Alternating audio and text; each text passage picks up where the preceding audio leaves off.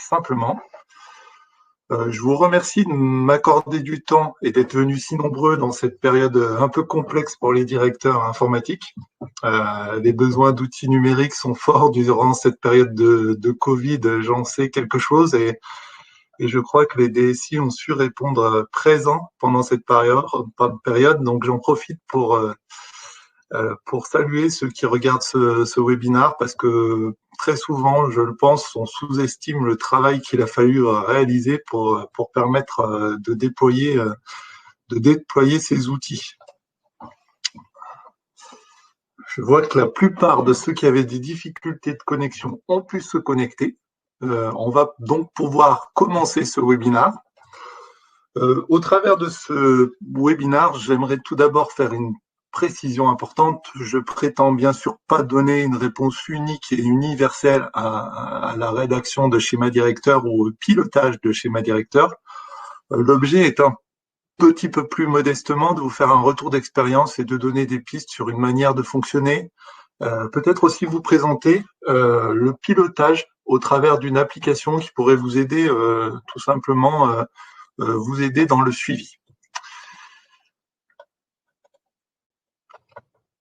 Tout d'abord, j'aimerais, avant de commencer les transparents, m'assurer simplement que vous avez bien tous accès au son et à l'image. Donc, si ceux qui sont présents m'entendent correctement, voient bien défiler les PowerPoint, simplement me mettre un petit message dans le chat pour être sûr que ça fonctionne bien pour tout le monde. Vous avez la possibilité de le faire dans le chat à côté. Simplement pour vous rappeler également que à la fin, je prendrai les différentes questions. Donc, si au fur et à mesure vous avez besoin de poser des questions, n'hésitez pas. À la fin, ça nous permettra éventuellement d'avoir un échange autour de tout ce qu'on a pu présenter. Je vous remercie de m'avoir confirmé que tout était fonctionnel. On va pouvoir maintenant commencer. La construction d'un schéma directeur, pour ceux qui l'ont déjà fait, elle consiste déjà à faire un bilan de ce qu'on peut avoir. Et une fois ce bilan réalisé, tout l'enjeu va être de définir le niveau de maturité souhaité et de proposer un schéma directeur qui permette de l'atteindre et qui permette une exploitation des outils numériques en adéquation avec les besoins de l'entreprise. Le schéma directeur est donc le reflet de la vision des choix réalisés. Il a pour but de donner des orientations afin de définir dans les grandes lignes la programmation des principaux objectifs et projets dans le temps. Il permet ainsi de définir des périodes en termes de réalisation et de donner une visibilité sur les ambitions de l'organisation et pour ses budgets. Pour nous, toutes les entités, même les plus petites, devraient avoir une vision pour leur informatique, une vision à 1, 2 ou 3 ans. C'est un élément important. En termes de formalisme, le schéma directeur, il n'y a pas de formalisme. Pas besoin d'une rigueur ni d'un nombre de pages minimum. Le schéma directeur doit représenter, dans des mots simples, avec des schémas simples, la situation actuelle et la situation souhaitée. Il y a un seul élément qui paraît pour nous indispensable pour bien réussir son schéma directeur.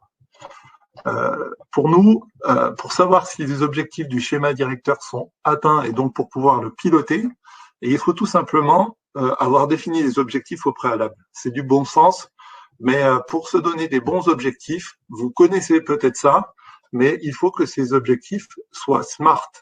C'est un mot qu'on retrouve en management. Il faut que les objectifs soient spécifiques, c'est-à-dire qu'ils soient clairs, qu'ils soient mesurables, qu'ils soient atteignables.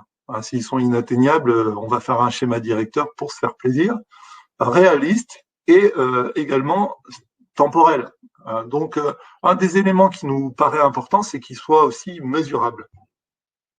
Et une fois qu'il est validé par les directions, il doit se piloter pour donner confiance dans les évolutions en cours, avec des éléments aussi mesurables. Cette partie est parfois un peu délaissée dans certaines directions informatiques, faute de méthode ou de temps ou d'outils.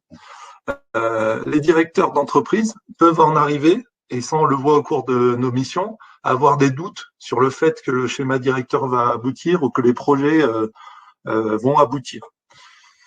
Nous allons donc aujourd'hui faire un focus sur ces éléments de pilotage sur lesquels peuvent se baser le schéma directeur informatique.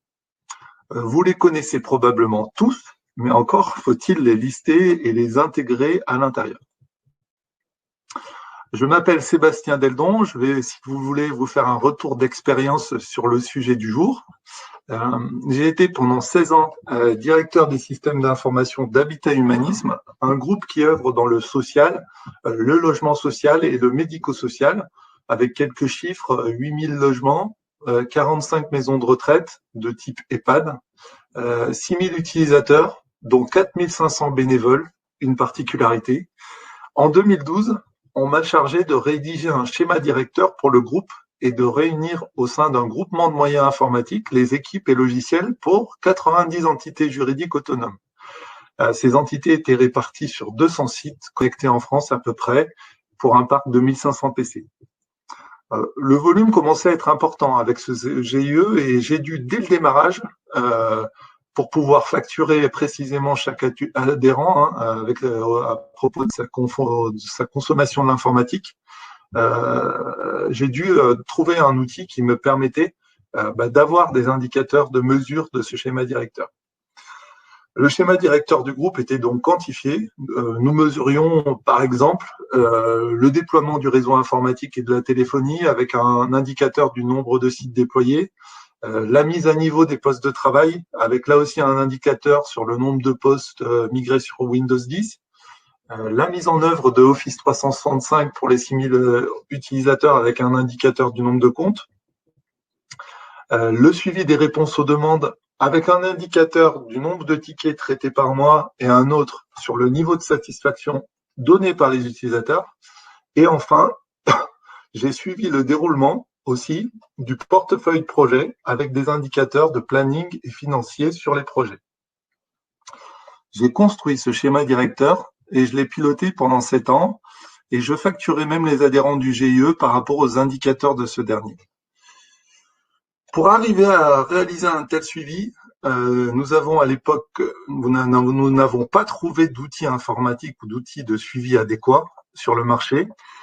Nous avons donc développé à l'époque un outil spécifique pour le GIE. Le fait d'avoir un outil utilisé au quotidien par les équipes et qui permettait également de suivre en temps réel le schéma directeur a été un facteur clé de succès important dans la mise en place de la coopération au sein du GIE. Convaincu par cette expérience, j'ai décidé de créer une société de conseil et de services en informatique qui se nomme EasyDSI. Je suis plus particulièrement spécialisé sur la rédaction des schémas directeurs, mais également de la direction informatique partagée. Donc, quand je vais chez un client, je rédige son schéma directeur et très souvent, je finis par assurer le rôle de DSI à temps partagé sur 1 ou 2 jours par semaine, le temps d'assurer cette transition, parce que très souvent, quand on demande en externe une rédaction de schéma directeur, c'est qu'on est en phase de transition. Avec ces différentes missions de conseil, j'ai pu réaliser le constat suivant. Quasiment aucune entité de petite taille qu'on a accompagnée, moins de 100 postes de travail, n'a mis en place d'outils pour gérer son informatique. Pour les entités entre 100 et 1000 postes de travail, les DSI se sont souvent dotés d'un outil qui gère partiellement leur informatique, comme le ticketing ou la gestion de parc, mais encore de manière assez partielle et très souvent, malheureusement, quand on va creuser dans les données, il est très difficilement possible de s'y fier. Les solutions qu'on peut avoir en SaaS et qui existent sur le marché sont difficilement abordables en termes de tarifs et de complexité. Donc, on ne les retrouve que très peu dans ce type d'entité. C'est bien que beaucoup de données informatiques qu'on retrouve dans nos audits et dans nos conseils sont tout bonnement gérées sous Excel par les DSI et souvent pas mis à jour régulièrement. Donc ça, pour nous, c'est vraiment un élément qu'on souligne. Un jour, un directeur général d'un client m'a dit « Tu es en train de m'expliquer que j'ai loupé des cases sur un jeu de loi et que je dois reculer. » Et j'ai trouvé cette image très marquante et très vraie et j'ai voulu dessiner sur ce schéma le jeu de loi de l'informatique Et c'est vrai que chaque fois qu'on loupe ou qu'on néglige une étape ou qu'on tombe sur une mauvaise case, un problème, on finit souvent par revenir en arrière pour consolider son système. Ce directeur avait mis en place, par exemple, de la télémédecine dans un établissement de santé, sans vérifier que la connexion ADSL, qui était une connexion free, et que les PC qui étaient sous XP puissent le supporter. L'expérience a été assez catastrophique, assez traumatisante pour les utilisateurs, et sa conclusion a été sans appel. Si on ne prend pas soin des fondamentaux, quand on en a besoin, ils nous lâchent. C'est assez évident, vous connaissez tous ça. Donc, pour nous, vraiment, tant qu'on ne connaît pas parfaitement son parc informatique, son système d'information, il est difficile de se projeter dans un schéma directeur et de pouvoir réellement piloter des améliorations ou des projets. La première étape essentielle, elle est trop souvent négligée. C'est l'étape de la basse-cour du jeu de loi. Hein. C'est connaître son parc, connaître ses contrats, connaître ses applications. Cette phase nécessite, pour être franchie, de mettre en œuvre un inventaire initial. C'est pas toujours drôle, un inventaire initial, mais il faut bien un moment le constituer pour pouvoir le mettre à jour de manière perpétuelle et piloter après les évolutions. Une fois cet inventaire réalisé, il est possible de proposer un schéma directeur, un plan d'action cohérent et aussi d'en mesurer l'efficacité.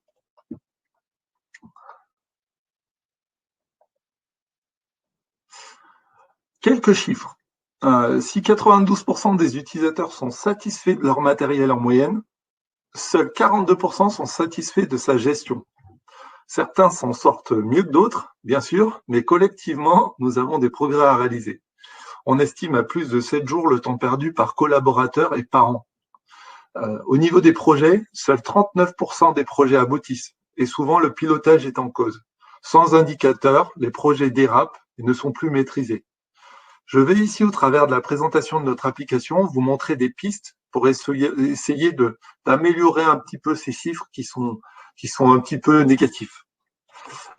Une liste des parcs peu fiables qui empêche de faire un budget de renouvellement ou d'investissement, avec des PC obsolètes qui génèrent des pannes, d'autres quasi neufs qui sont changés, des PC perdus dans la nature, car donnés sans signature à des salariés et jamais récupérés, des contrats et des licences qui se renouvellent tacitement sans qu'on le sache ou qui ne sont pas renouvelés, car on n'a pas de liste précise ni de date, des sites locaux en dehors du réseau avec leur propre Active Directory sans vraiment qu'on le sache, des liens Internet lancés en déploiement sans outils pour les suivre, une liste des tickets à moitié mal renseignée avec aucune idée de la satisfaction utilisateur, une remontée automatique via un logiciel comme ICS de l'inventaire, mais sans jamais de vérification, ce qui fait que tous les PC dans les placards, tous les PC qui ne sont pas connectés, tous les switches, les onduleurs remontent mal, on a une mauvaise idée du parc. Des difficultés à savoir le nombre de matériel installé ou de tickets traités par mois ou par an, avec des difficultés de sortir des chiffres d'activité valables, des projets lancés sans utilisateur métier identifié ou sans ressources qui n'avancent pas, ou alors des budgets initiaux actualisés et consommés de chaque projet qui ne sont pas présents. Voilà une liste un peu pléthorique de toutes les problématiques qu'on a pu rencontrer chez nos clients, dans laquelle vous vous reconnaissez peut-être sur certains points. Et surtout, une dernière importante, une confiance souvent aveugle à un prestataire, parce qu'à un moment, ça fonctionne bien avec le prestataire, avec une perte quasi complète de toute la connaissance acquise sur son système d'information. Et le jour où ça se passe plus mal avec le prestataire, en fait, on doit en changer et on perd l'ensemble de ces données. Pour nous, vraiment, s'il y a une chose qu'on souhaite mettre en avant, c'est la capitalisation de la connaissance de son patrimoine informatique. Elle est essentielle. Il faut faire attention à ne jamais la perdre. C'est la propriété de l'entreprise. C'est l'élément majeur qu'on met en avant dans nos missions de conseil. 50% des sollicitations qu'on peut avoir proviennent d'une perte totale d'informations. Donc ça arrive plus souvent qu'on ne le pense. Des pistes. Pour nous, consolider la connaissance de son informatique est nécessaire avant de se lancer dans un schéma directeur mesurable. L'entité juridique est la coquille qui va posséder les matériels, les applications, supporter la facturation. Elle doit être matérialisée dans l'outil de gestion informatique. Chaque adresse et chaque entité juridique doit être répertoriée. Ces deux briques on ne les retrouve pas dans la plupart des outils de gestion de l'informatique, ce qui est pour moi une aberration. Ces données seront pourtant capitales et sont à la base de tout le schéma directeur. Si on ne peut pas mesurer le nombre de PC par adresse ou le nombre de PC pour telle entité juridique, c'est très compliqué d'avancer. J'ai décidé depuis 2019 de créer un outil nommé EasyApp qui pouvait me servir dans le cadre de mes missions sur les schémas directeurs. Le projet a duré 1 an et nous avons sorti le logiciel EasyApp en production fin septembre. La petite histoire, c'est que notre premier client avait plus de 3000 salariés et le second plus de 160 sites, alors que nous visions plutôt des entités de taille moyenne, voire petite. Nous avons repéré, et ça c'est un élément important pour conceptualiser un petit peu, dans cet outil, 3 piliers essentiels que nous avons intégrés.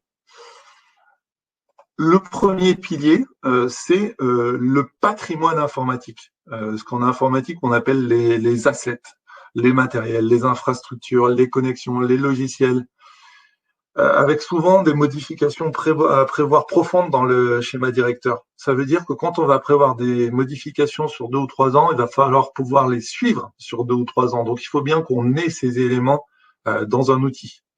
Si vous choisissez un outil pour piloter votre schéma directeur, il vaut mieux pour moi être exhaustif dans les fonctionnalités, mais simple dans la saisie. Ne cherchez pas à obtenir 180 informations sur chaque matériel, elles ne vont jamais vous servir.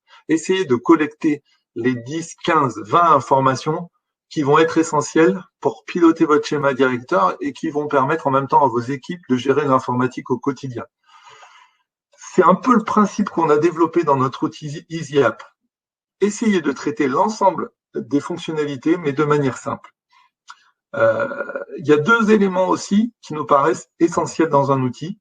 C'est qu'ils vous permettent de partager l'information de manière partielle ou complète avec vos prestataires externes. Si vos prestataires externes refont une gestion de patrimoine à côté, c'est perdu. Donc là, les correspondants informatiques locaux, les directions, les prestataires, ils doivent avoir un outil partagé. Lorsque vous choisissez un outil aussi, pensez bien à ce que les données vous appartiennent. Si le prestataire change ou le DSI s'en va, vous devez conserver ces données, elles sont votre propriété. Et nous, ça aussi, c'est un des axes forts qu'on a développé dans EasyApp pour permettre aux clients de continuer à conserver ces données-là. Dans le schéma directeur, le second paragraphe important est consacré à la satisfaction du client et des utilisateurs. Le chiffre qu'on a donné tout à l'heure, 7 jours de perte par utilisateur, il faut qu'on arrive à se donner quelques indices pour mesurer cette satisfaction. Dans notre outil, on a par exemple intégré un indice de satisfaction qui est un bon moyen de montrer les résultats concrets. Chaque demande utilisateur doit être tracée. Cela vous permet de vous assurer que les réponses sont apportées dans des temps acceptables. Là aussi, ne demandez pas à vos équipes de remplir 50 000 champs pour tracer ces actions-là. Elles ne le feront pas, elles vont abandonner. On reste simple dans les éléments qu'on peut leur demander pour être sûr qu'on ait une bonne vision de l'activité. Dans notre outil, on a essayé de concevoir ce système comme ça, c'est-à-dire pour donner envies aux équipes de travailler. Vous pouvez voir sur l'écran, je vais vous montrer quelques écrans après, un tableau de bord visuel en mode Kanban qui permet très rapidement de voir les tickets ouverts, affectés, non affectés, et de pouvoir les traiter directement avec des boutons. Les messages sont envoyés automatiquement. Et dans notre outil, par exemple, à la clôture, l'utilisateur peut évaluer sa satisfaction de 1 à 5. Alors là, pas du tout pour but de noter les équipes, mais c'est surtout de pouvoir se dire à un moment, est-ce que les clients sont satisfaits? Est-ce qu'on n'est pas passé à côté d'une demande, tout simplement? Donc ça, en termes de qualité, pouvoir sortir cet indicateur dans le schéma directeur, c'est un élément, pour moi, très important. Troisième volet, et pas des moindres, c'est le suivi des projets. Alors très souvent, on a des outils de gestion de projet quotidien comme Teams ou comme Trello, donc ça, très bien. Mais le pilotage, c'est-à-dire quand à un moment on passe pour mesurer l'efficacité du schéma directeur et là où on en est, d'avoir un outil qui nous permet de suivre notre portefeuille projet, c'est-à-dire d'avoir la description des projets, d'avoir les principales décisions, d'avoir les budgets, d'avoir le planning initial et le planning qui éventuellement dérape. Cet outil-là, très souvent, ce sont des outils sur le marché qui sont très onéreux et qui sont pas du tout utilisés par des DSI de taille moyenne ou de petites DSI. Il nous semblait donc nécessaire de pouvoir inclure ce module de portefeuille projet dans notre outil pour avoir une vision un peu complète du pilotage du schéma directeur. À notre connaissance, il n'y a pas d'autres outils qui intègrent un petit module de ce type-là. Enfin, une fois qu'on a bien sûr intégré toutes ces données, l'exploitation sera un enjeu fort. Donc l'idée, c'est de pouvoir avoir des chiffres clés automatisés. C'est toujours bien d'avoir des chiffres clés automatisés et pas retravaillés sous PowerPoint. Je peux vous assurer qu'en termes de confiance de la direction dans le schéma directeur, c'est un élément moteur parce qu'on se connecte à l'écran, on voit les chiffres. Une cartographie de vos implantations si vous êtes multisite, pouvoir exporter rapidement des éléments sous Excel, diaporama photo. L'exploitation de ces données est un enjeu fort. Il faut que l'outil permette ce type d'exploitation. Faire un petit focus sur la sécurité. La sécurité est très importante dans les outils de gestion de l'informatique. Notre application est hébergée dans un data center. Les sauvegardes sont automatisées. La plupart du temps, quand on retrouve des outils, même des outils du type libre comme GLPI, on a constaté dans nos missions que très souvent, ils n'avaient pas été mis à jour depuis plus de 4 ou 5 ans et ils comportaient de très nombreuses failles de sécurité. Et même parfois, on a retrouvé la liste complète des mots de passe du SI dans GLPI. Ça veut dire que assez facilement, avec des tests d'intrusion sur des failles PHP assez anciennes, on arrive à récupérer des informations. Donc là, moi, je vous alerte vraiment sur votre outil. Ne croyez pas que c'est parce qu'on l'a déployé en interne que ça va forcément entraîner une sécurité. Et mesurez bien, faites attention à cette sécurité. Nous, sur un outil en SaaS comme EasyApp, on a dû être très vigilant sur cette sécurité. On a dû utiliser un framework qui est sécurisé. On doit systématiquement mettre à jour MySQL, PHP, notre framework. Et on doit aussi régulièrement tester des intrusions ou des tentatives de piratage de données. Donc, soyez vigilants à propos de ça. C'est un élément de plus en plus important au niveau des DSI et c'est un élément important du schéma directeur. Moi, ce que je vous propose maintenant, c'est peut-être de pouvoir réaliser une démonstration très rapide de ce que peut ressembler l'outil qu'on propose, mais de ce que peut ressembler un outil pour suivre le schéma directeur, et aussi vous montrer quelques exemples de facilité de gestion au quotidien pour les équipes. Parce que pour nous, il faut bien que les deux aillent de pair, c'est-à-dire que les équipes puissent facilement gérer les données de l'informatique, mais que vous puissiez aussi vous mesurer ces données-là. Donc, l'outil EasyApp est bien sûr hébergé sur Internet avec un certificat sécurisé. Il est accessible donc via le navigateur et donc on se connecte avec le mot de passe email et un mot de passe crypté, sécurisé. Donc, une fois la connexion à ce logiciel obtenue, voilà, j'ai fait des mots.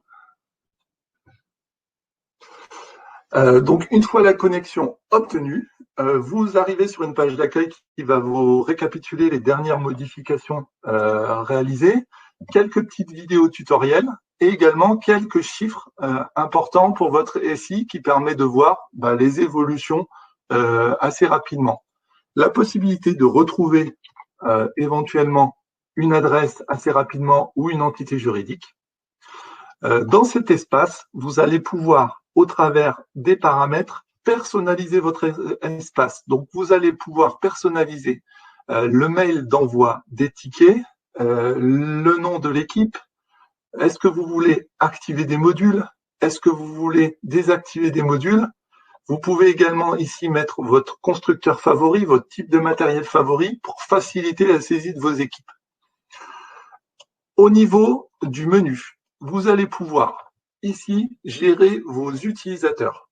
vous avez trois solutions. Soit vous n'intégrez que votre équipe IT, soit vous intégrez votre équipe IT et des correspondants, soit vous intégrez l'ensemble de vos collaborateurs. Vous avez la possibilité également d'intégrer vos prestataires et de leur donner des droits avec la possibilité pour chacun de vos prestataires de pouvoir ici venir spécifier assez facilement que vous ne souhaitez qu'il n'ait accès qu'à une partie des entités. Donc, on va par exemple, sur cet utilisateur, ne lui donner accès que au SSR Loiseau. Donc, vous pouvez, si vous avez plusieurs prestataires, lui déléguer une partie de la gestion de votre informatique, mais tout en conservant, bien sûr, les données. Au niveau des entités et des adresses, vous allez pouvoir lister l'ensemble de vos entités et de vos adresses. Pour certains, ça sera simple, il y en aura une. Pour d'autres, ça peut aller très vite. Je vous ai parlé de clients où il y avait 160 adresses. Là, on a un exemple de mairie, donc avec des EHPAD, des services techniques, des directions. Donc, la possibilité de mettre de la photo des bâtiments ou des logos. La possibilité tout à fait classique de lister, et ça, on en a souvent besoin en termes de SI, les éléments de l'entité juridique, c'est-à-dire les SIRET, les NAF, on nous les demande régulièrement quand on fait des appels à prestataires, éventuellement les coordonnées de l'entreprise. Sur chacun des éléments de EasyApp, vous allez pouvoir ajouter des commentaires, donc des commentaires par rapport à l'entité, par rapport à l'informatique, par rapport à un matériel, des liens. Mettons que par exemple pour cette entité, vous ayez un Teams, vous pouvez très bien venir rajouter un lien vers votre Teams, rajouter un document. Vous pourrez aussi rajouter sur l'entité juridique, parce que c'est à l'entité que c'est rattaché, vous pourrez rajouter des contrats, c'est-à-dire que vous pouvez gérer une liste de contrats avec la possibilité de vous mettre des alertes sur la révision de contrat et de mettre les dates d'engagement. Ça va vous permettre de ne pas oublier de pouvoir renégocier, revisiter vos différents contrats dans le cadre de votre schéma directeur. Donc, la fiche entité, la possibilité d'avoir plusieurs adresses par entité. Bien sûr, une fois ces adresses renseignées, elles vont se positionner automatiquement sur une carte. Et la partie informatique. Donc là, on est allé, comme je vous l'ai dit, de manière exhaustive, mais simple. Donc, on va avoir ici la configuration locale du SI. Donc, on va avoir, je vous donne un exemple, ici une configuration locale. On peut préciser que c'est pour une adresse. On va avoir son type de WAN. On va avoir son type de mise en réseau. Est-ce que c'est du workgroup? Est-ce que c'est de l'Active Directory? Est-ce qu'elle a un filer? Est-ce qu'elle a un NAS? Est-ce qu'elle s'est partagée sous Windows? Est-ce qu'elle a du SharePoint ou du Teams? On peut aussi noter le niveau fonctionnel de l'Active Directory. Souvent, quelque chose qu'on oublie dans les schémas directeurs informatiques et qui est une information essentielle. Donc ça peut être vraiment un projet que de faire évoluer ce niveau fonctionnel. Des éléments de sécurité et des éléments sur le collaboratif. Donc on peut lister par exemple tous les paramétrages des différentes entités, des différents sites pour avoir et surveiller ces différents éléments. Voilà. Des services connectés, les applications qu'on utilise, est-ce qu'elles sont en projet, est-ce qu'elles sont en production?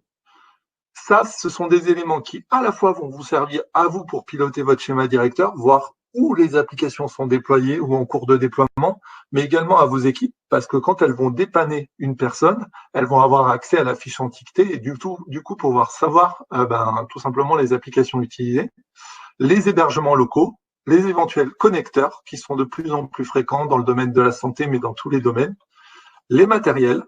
Donc là, avec une possibilité d'avoir des matériels de manière un peu exhaustive, je fais un petit focus là-dessus. Pour nous, c'était très important de mettre en place des petits outils qui permettent aux équipes de s'approprier EasyApp. Un des outils importants est que pour pouvoir, pour l'utilisation de EasyApp, on a intégré ici, donc quand on ouvre une fiche matériel, des petits boutons intéressants comme le renommer de matériel qui va vous donner un nom unique pour le matériel. Moi, j'ai vu beaucoup d'administrateurs réseau se gratter la tête pour savoir comment nommer les matériels. Là, on peut leur générer un nom unique. On peut aussi, à partir du moment où on a renseigné le modèle et le tag, cliquer sur un bouton « Vérifier la garantie » Et pour l'ensemble des marques de EasyApp, que ce soit Dell, que ce soit Cisco, que ce soit HP, l'ensemble des marques informatiques, quand on va cliquer sur vérifier la garantie, le système va nous ramener sur la page du constructeur et on pourra taper le mot-clé pour rechercher des éléments comme le processeur, comme la date de garantie, comme la garantie de la batterie éventuellement. Donc tous ces éléments-là, c'est des petits outils qui vont permettre aux équipes d'aller vite. Et on ambitionne prochainement, donc c'est déjà le cas pour Dell et Lenovo. Quand vous saisissez un Dell et un Lenovo, ils ont des API pour récupérer automatiquement ces informations. Donc vous allez les récupérer automatiquement sans saisie. Là aussi, le but de faciliter le travail des équipes. Donc quelques petits outils qui sont quand même assez pratiques. Un dernier sur cette fiche que j'aime bien et sur lesquels j'ai beaucoup bataillé pendant des années.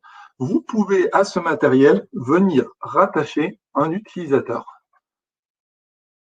Donc une fois cet utilisateur rattaché, donc je viens de rattacher l'utilisateur Dorian, j'enregistre. Je vais sur sa fiche.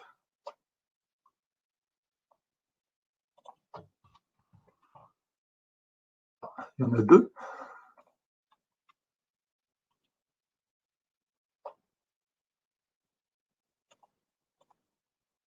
Perdu. Je me suis planté de Dorian Zidane.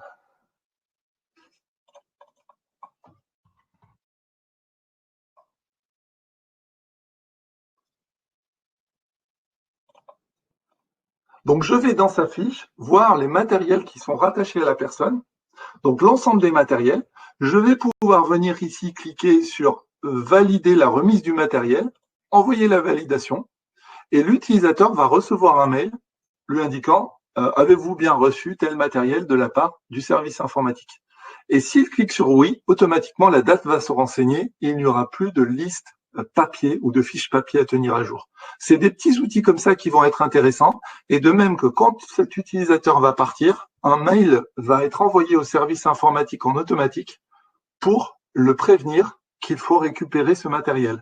Parce que très souvent, c'est un des éléments qui cloche. Voilà, donc quelques petits exemples. Je vais passer assez vite. Je vais finaliser la démo parce que j'ai déjà mangé mon temps de parole de 1 ou 2 minutes. Au niveau des projets, pareil, la présentation du portefeuille de projet. Donc là, on va retrouver l'ensemble des projets qui sont lancés avec un pourcentage d'avancée, une date de démarrage, une date de fin, le chef de projet. Et quand on va rentrer dans la fiche d'un projet, on va pouvoir aller creuser l'ensemble des éléments du projet, c'est-à-dire qui est concerné, quelle est la météo du projet, quelles sont les équipes, quel a été le compte-rendu des principales réunions, les plannings sont-ils tenus, les tâches qu'on avait à faire sont-elles tenues. Alors là, on n'est pas dans une gestion des tâches fines, on est dans des tâches macro. Les budgets.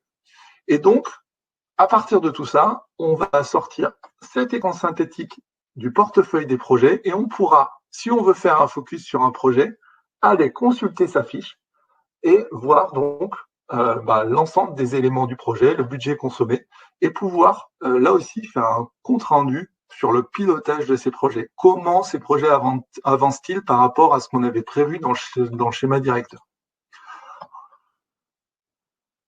La liste des tickets, je tenais à vous montrer l'écran aussi. Donc là, c'est un écran en mode Kanban. Donc la possibilité de rajouter très facilement un ticket avec quelques informations.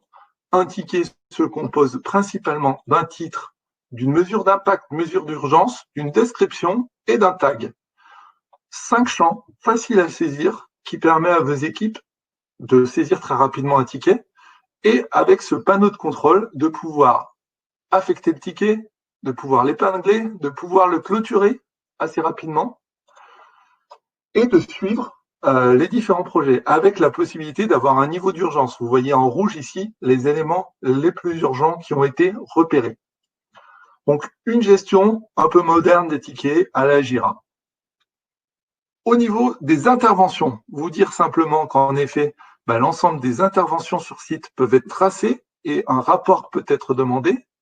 Au niveau des contrats, on va obtenir la liste des contrats en discussion, à renouveler ou en cours. Voilà un petit peu, de manière globale, tous les éléments qu'on peut piloter, qu'on peut suivre dans EasyApp. Je n'ai pas mentionné également tout à l'heure, dans la démonstration, quand j'étais dans la partie matérielle, donc j'ai également intégré dans cet outil tous les éléments qui peuvent toucher à la partie réseau et à la partie lien téléphonie. Donc on peut lister l'ensemble de ces liens téléphoniques pour pouvoir les faire évoluer dans le temps. Vous savez qu'il faut de plus en plus, tous les ans ou tous les 2 ans, revenir vers les prestataires pour faire évoluer ces liens. Et le dernier élément dont je n'ai pas parlé également, c'est la possibilité de faire un audit catégorisé, donc de pouvoir venir lister les éléments sur un site ou sur une entité qu'il faudrait améliorer, de pouvoir prendre des photos et de pouvoir avoir une sorte de diaporama de cet audit-là. Voilà les informations qu'on peut collecter, qu'on peut suivre et qu'on peut piloter. Ça me paraît être, en termes de pilotage du schéma directeur, déjà beaucoup, déjà bien, si on peut suivre ces informations-là. Donc, il faut vraiment que la saisie soit simple. Dans l'exploitation, on a la possibilité, bien sûr, d'extraire sous Excel ces données. Donc, il faut avoir cette possibilité pour pouvoir retravailler. On a tous des méthodes différentes de travailler. Certains clients m'ont dit, moi, le matériel, je veux le renouveler tous les 5 ans. D'autres m'ont dit, je veux renouveler uniquement les postes qui sont sous Cévennes. D'autres m'ont dit, je veux uniquement renouveler la gamme HP. On a tous notre méthodologie de renouvellement, donc il faut pouvoir assez rapidement se sortir sous Excel la liste de ces matériels et on va dire la retravailler comme on le souhaite. Donc ça, cette partie export, elle est assez classique, mais elle est quand même importante. La deuxième chose, on a conçu dans EasyApp, et c'est des parties que non seulement on peut faire évoluer, mais on peut également personnaliser si le besoin se faisait sentir. On a ici quelques chiffres indicateurs pour votre schéma directeur des entités juridiques des adresses. En informatique, on va avoir aussi, par exemple, sur la partie matérielle, la liste des postes mis en production par mois sur les 3 dernières années, la part de fixe et de portable, les différents OS qui ont pu être mis en place, le nombre de postes de travail, de tablettes, de smartphones. Pour les tickets, je vous montre un deuxième exemple d'exploitation d'indicateurs. On va pouvoir savoir le nombre de tickets ouverts par mois ou traités par mois sur les 3 dernières années. Et enfin, le petit plus aussi qu'on a intégré, pour ceux qui sont multisites, on va pouvoir afficher, par rapport à vos adresses, la carte des implantations informatiques qu'on peut avoir. Donc ici, voilà, on a des implantations à différents endroits de Paris et on peut voir ces éléments-là. Donc voilà une démo rapide d'un outil sur lequel vous pouvez appuyer, on va dire, un pilotage informatique. Alors oui, il y a un élément qui est important, c'est qu'on constate dans nos missions que très souvent les DSI ont peur de défendre un projet comme celui-là. Alors oui, votre informatique a besoin d'un outil de gestion efficace pour présenter aux directions et suivre le schéma directeur. Oui, on va peut-être pas se lancer dans tous les sujets en même temps, et il faut que cet outil soit évolutif. Et oui, encore, il faut être accompagné dans ce changement. Ça, c'est un élément important. Mais c'est un projet qui est tout à fait légitime. Voilà. Donc ça aussi, c'est un élément important. Pour vous donner quelques idées aussi par rapport à notre logiciel, notre logiciel qui est sorti en septembre, vous pouvez, si vous avez envie de tester ce à quoi correspond ce pilotage et de tester l'outil, vous pouvez le tester un mois gratuitement sur easyapp.com. C'est assez facile, hein. Vous créez votre compte et vous pouvez directement le tester. Vous donnez aussi une idée des coûts. On a essayé très clairement là aussi de rester dans des budgets raisonnables. Pour un plan solo mensuel, c'est-à-dire une entité de moins de 100 salariés, on est 89 € hors taxe par mois. Pour le plan groupe, où on peut aller jusqu'à donc pour les entités de plus de 1000 salariés, on est à 351 € par mois. Donc là, l'ensemble des modules sont inclus dans ce tarif, que ce soit les projets, la partie informatique, la partie ticket, ainsi que l'hébergement et la sauvegarde. Nous pourrons proposer des reprises de données, bien sûr, on l'a déjà fait à partir de GLPI ou d'OCS, et la formation est incluse dans les frais de mise en service. Si vous avez envie d'aller un petit peu plus loin sur EasyApp, je vous propose de prendre un rendez-vous personnalisé avec Gianni, qui nous aide sur la partie commerciale. N'hésitez pas à me contacter sur LinkedIn ou à directement créer votre compte en ligne. Si vous décidez de valider et de vous lancer sur EasyApp, pour les participants de ce webinaire, on a décidé bien sûr d'accorder une remise si vous vous engagez sur cette démarche d'ici la fin de l'année. Donc n'hésitez pas à me contacter et puis précisez-moi bien si vous avez participé au webinaire ou pas. Pour clôturer, je vais maintenant prendre quelques questions. Vous avez probablement quelques questions encore à préciser. Pour ceux qui sont vraiment pressés, il y en a certains qui me l'ont signalé, je vous remercie d'avoir participé à ce webinaire. Comme je vous l'ai dit, le but, c'était de pouvoir échanger, vous présenter un retour d'expérience sur ces schémas directeurs. J'espère qu'il aura pu vous servir. Et je suis prêt maintenant à prendre vos différentes questions.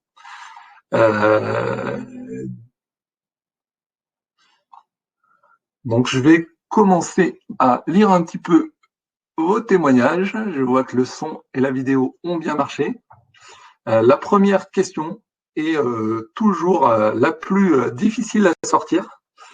Donc, n'hésitez absolument pas. Toutes les questions sont bonnes à prendre. Je sais qu'en moyenne, j'attends toujours 1 ou 2 minutes avant d'avoir la première. Ce qui est absolument sûr aussi, c'est que cette démarche de schéma directeur doit impliquer vos directions. Donc à un moment, c'est important de marquer le coup avec elles, de pouvoir à un moment donné les impliquer tout au long de ce processus de décision, mais également de pilotage. Il n'y a rien de pire que de les laisser à un moment dans l'ignorance de savoir si ce schéma directeur avance ou est mis en place. Je ne vois toujours pas de questions. Ça veut dire que j'ai été super clair.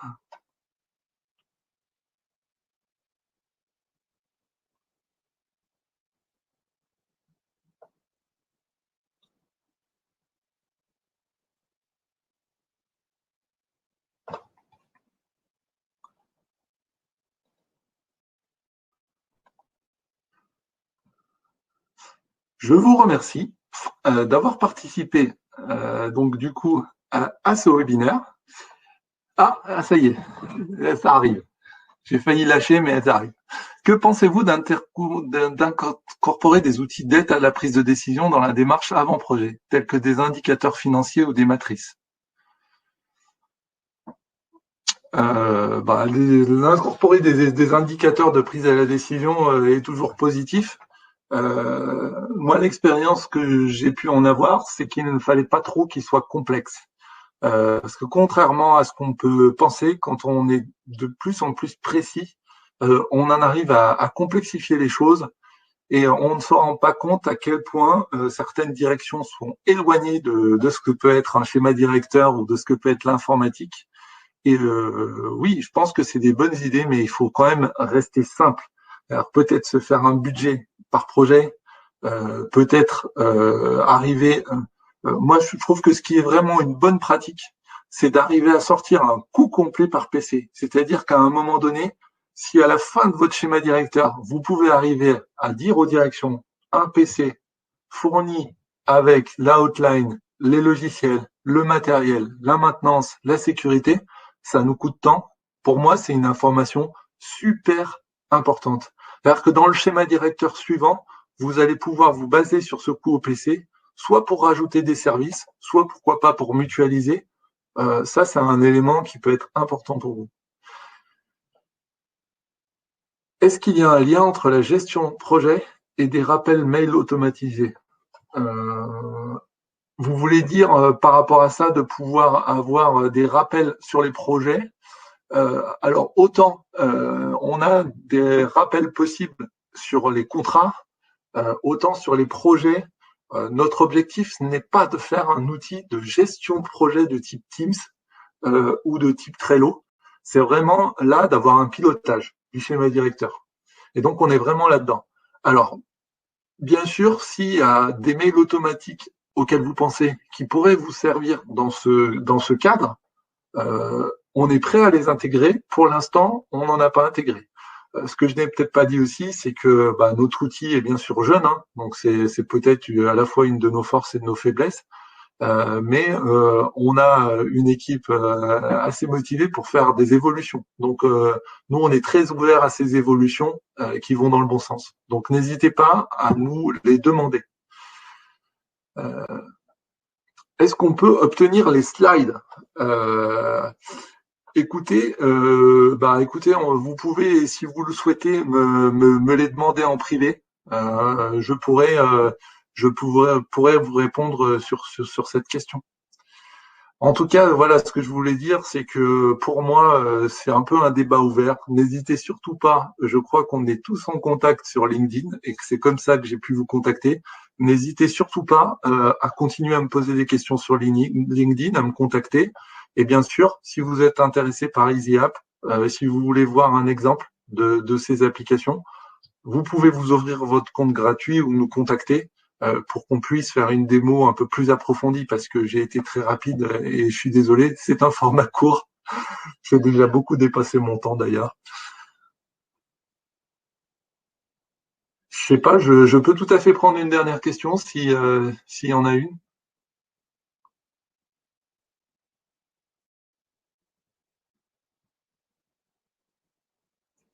Je vous remercie de votre participation et d'être venus nombreux. On était au démarrage de ce webinaire 18. Et puis, n'hésitez pas à regarder en replay si vous avez besoin. Le lien de replay sera disponible dans 1 ou 2 jours. Merci à vous. Bon courage dans cette période de Covid et puis à très bientôt, peut-être pour un nouveau webinaire. Bonne journée.